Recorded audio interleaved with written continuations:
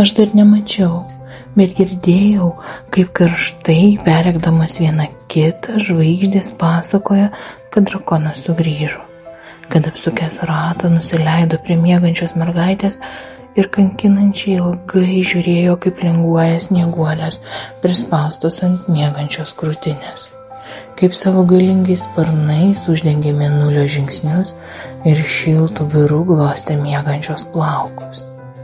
Aš dar nemačiau, bet kažkur po širdim ėmė verti šaltinis. Tūkstantmečius įsaugęs ledas pamažu virto ilgesiu ir suplūdęs į akių kampučius pažadino snieguolės, kurias pamačiusi mergaitė aiktelėjo ir prisiskynusi pilną saują glaudė prie veido tol, kol užmigo.